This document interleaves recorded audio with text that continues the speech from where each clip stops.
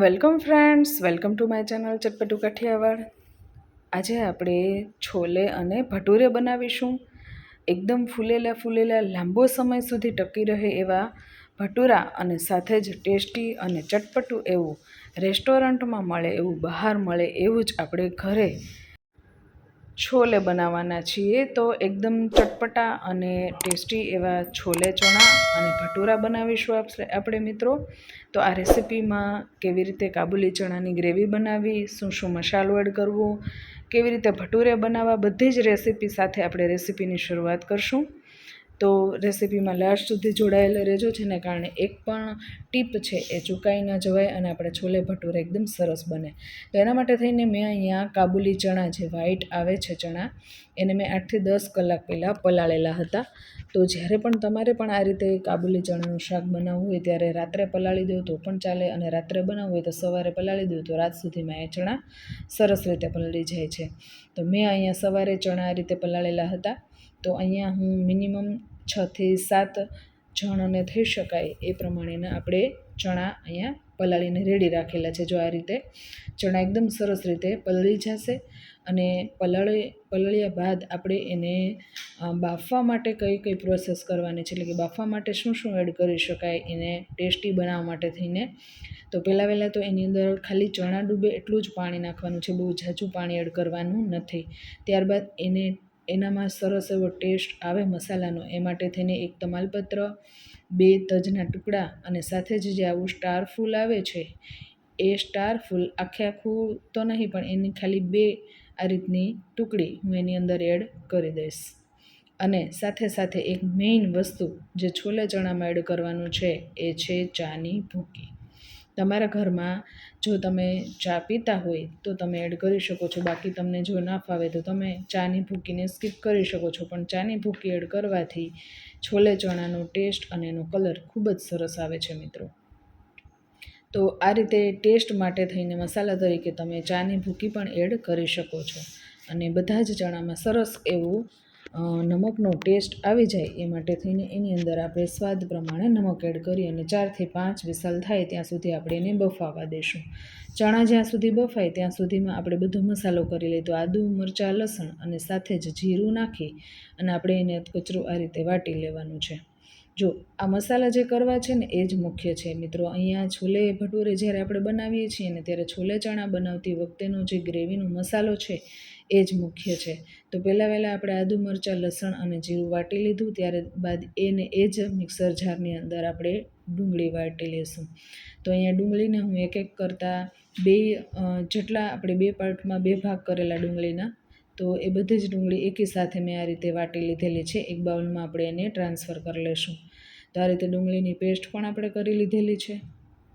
ત્યારબાદ એ જ રીતે આપણે સાઈડમાં મેં ટમેટાં સમારીને રાખેલા છે, તો ટમેટાં પણ આપણે રાખી દઈશું. તો ડુંગળીની પેસ્ટ, આદુ મરચાંની પેસ્ટને સાઈડમાં રાખી અને આ જે ટમેટાં આપણે મોટા કાપેલા મેં સાઈડમાં પહેલાં જ લઈ લીધેલા હતા એને આપણે આ રીતે ક્રશ કરી લેવાના છે.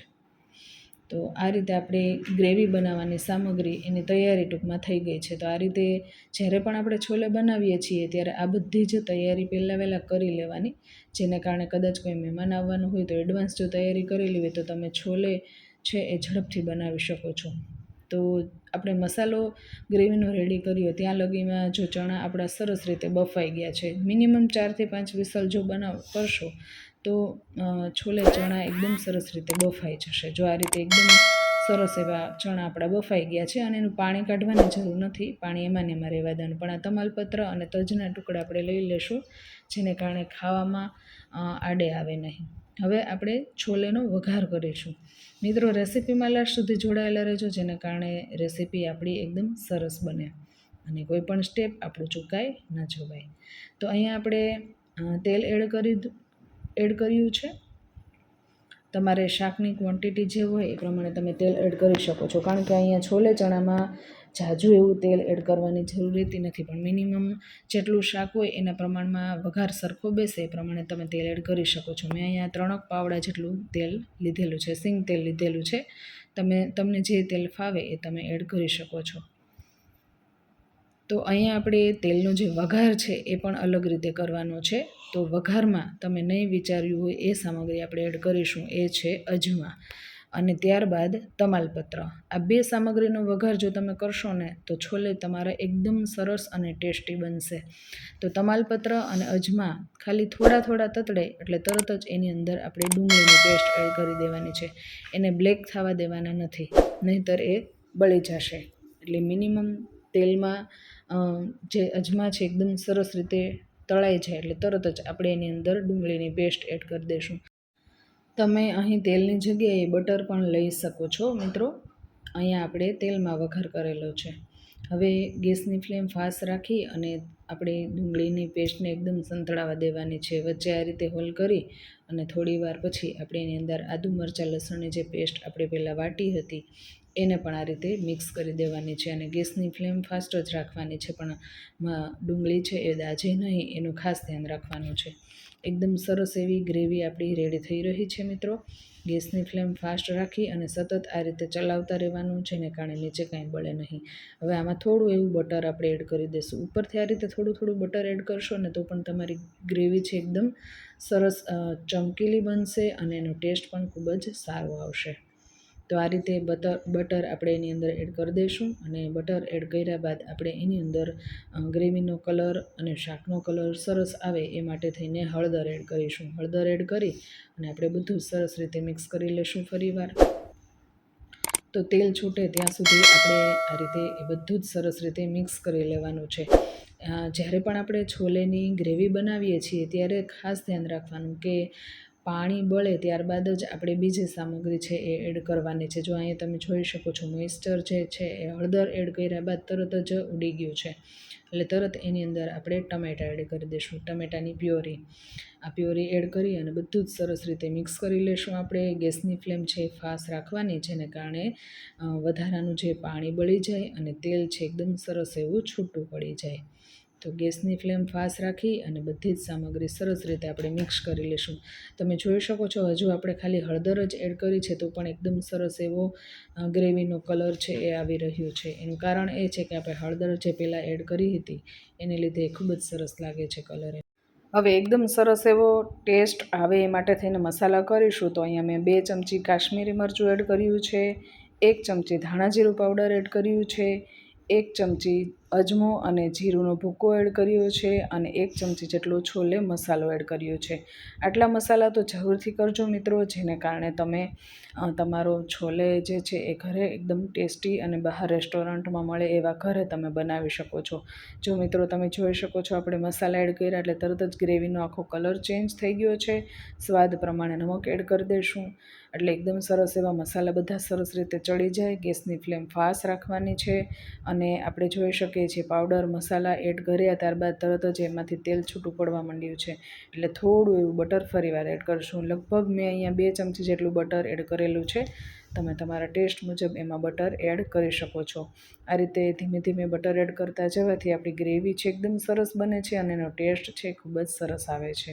તો આ રીતે ફાસ્ટ ગેસની ફ્લેમ ઉપર આપણે મસાલા એડ કરી અને ગ્રેવી આપણી રેડી કરી જ લીધેલી છે. ઓલમોસ્ટ આપણી જે શાક માટેની ગ્રેવી છે એ રેડી થઈ જ ગઈ છે. તો જ્યારે ગ્રેવી આપણી રેડી થઈ જાય, તેલ છૂટું પડવા માંડે એટલે તરત જ આપણે એની અંદર છોલે જે ચણા બફાયેલા છે એને આપણે એડ કરી દઈશું.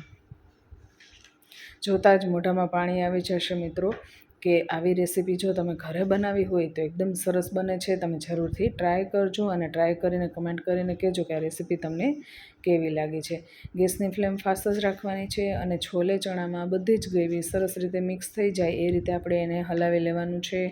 અને મિનિમમ આપણે જોઈએ તો અહીંયા જે ગ્રેવી છે એ બરાબર જ છે, પણ જો તમારે રાઈસ સાથે ખાવું હોય આ શાક તો તમે એમાં થોડું પાણી એડ કરો તો એનો ટેસ્ટ સારો આવે છે. કારણ કે થોડો સમય જશે એટલે તરત જ ચણામાં એ પાણી બધું છે એ ચૂસાઈ જશે. તો થોડું પાણી હજુ હું એમાં એડ કરીશ. મેં મિનિમમ અડધાથી પોણા ગ્લાસ જેટલું પાણી એમાં એડ કર્યું હતું અને ફાસ્ટ ગેસની ફ્લેમ ઉપર આપણે એને હજુ 2 મિનિટ માટે સીજવા દેશું, જેને કારણે ગ્રેવી છે એકદમ સરસ ઘાટી તૈયાર થઈ જાય અને આપણું છોલે ચણાનું શાક છે પરફેક્ટ રેડી થઈ જાય. તો છોલે ચણા સાઈડમાં ચડે છે ત્યાં સુધીમાં આપણે ભટુરે માટેની તૈયારી કરી લેશું મિત્રો. અને આપણે એના માટેનું તેલ ગરમ કરવા મૂકી દઈશું મીડિયમ ગેસની ફ્લેમ ઉપર. ત્યાં સુધીમાં આપણે જોઈ શકીએ છીએ આપણા છોલે ચણા એકદમ પરફેક્ટ રીતે તૈયાર થઈ જ ગયા છે. હવે આપણે ગેસની ફ્લેમ અહીંયા બંધ કરી દઈશું. જો પરફેક્ટ રીતે આપણા છોલે ચણા છે એમાં મસાલો સરસ રીતે બેસી ગયો છે. તો હવે આપણું શાક તૈયાર થઈ જાય એટલે ગેસ બંધ કરી અને એની અંદર આપણે ધાણા ભાજી આ રીતે સ્પ્રિંકલ કરી દઈશું. તો પરફેક્ટ એવું આપણું છોલે ચણાનું શાક છે એ રેડી થઈ ગયું છે મિત્રો. રેસીપી જો તમને ગમે તો લાઈક કરી દેજો અને ચેનલને સબસ્ક્રાઈબ જરૂરથી કરી દેજો. જો આ રીતે આપણે ભટુરે પણ તૈયાર કરી લીધેલા છે. આ ભટુરાની રેસીપી જો તમારે જોવી હોય મિત્રો તો ચેનલને જરૂરથી સબસ્ક્રાઈબ કરી લેજો, કારણ કે નેક્સ્ટ રેસીપી આપણે આ ભટુરેની કરવાના છીએ. કારણ કે લાંબો સમય સુધી ટકી રહે અને એકદમ સરસ એવા ફૂલેલા ભટુરા રહે એની રેસીપી જોવા માટે થઈને ચેનલને સબસ્ક્રાઈબ કરી લેજો. બેલ આઇકન દબાવી ઓલ દબાવી દેશો, જેને કારણે ભટુરાની રેસીપી એડ કરવામાં આવે તો એની નોટિફિકેશન છે આપ સુધી મળતી રહે. અને પહેલી વાર જો આ રેસીપી જોઈ રહ્યા હોય તો જરૂરથી બેલ આઇકન તો દબાવી જ દેશો, જેને કારણે નોટિફિકેશન આપ સુધી મળતી રહે. તો અહીંયા આપણે છોલે ભટુરેને સર્વ કરીશું મિત્રો એક પ્લેટમાં. આપણે છોલે ભટુરે આપણે રાખી દીધેલા છે. તમે જોઈ શકો છો કે શાક આપણે પીરશું ત્યાં સુધીમાં ભટુરું એવું ને એવું જ ફૂલેલું છે. તો લાંબો સમય સુધી ભટુરા કેવી રીતે ફૂલેલા રહે એના માટે એની અંદર શું શું એડ કરી શકાય એ બધી જ સામગ્રીની ટીપ સાથે આપણે ભટુરા કેવી રીતે બનાવી શકાય એ રેસીપી જોવા માટે થઈને ચેનલને સબસ્ક્રાઈબ કરી લેજો. બેલ આઇકન દબાવી ઓલ દબાવી દેશો, જેને કારણે આ વિડીયોના નોટિફિકેશન છે તમારા સુધી મળતા રહે. અને આ છોલેની રેસીપી જો તમને ગમી હોય તો આપણા ફ્રેન્ડ સર્કલ્સ, ફેમિલી ગ્રુપ્સમાં આ રેસીપીને શેર કરવાનું બિલકુલ ભૂલતા નહીં. રેસીપીને શેર જરૂરથી કરી દેજો. જો આ રીતે તોડતા આપણને ખ્યાલ આવે છે કે એકદમ સોફ્ટ એવા આપણા છોલે ભટુરા સરસ એવા રેડી થઈ ગયા છે. તો અહીંયા આપણે ટેસ્ટ કરીને પણ આ રીતે જોઈ રહ્યા છીએ. તો ફરીવાર આવી નવી રેસીપીસ તમારા સુધી લઈને આવીએ ત્યાં સુધી જય સોમનાથ, જય માતાજી મિત્રો.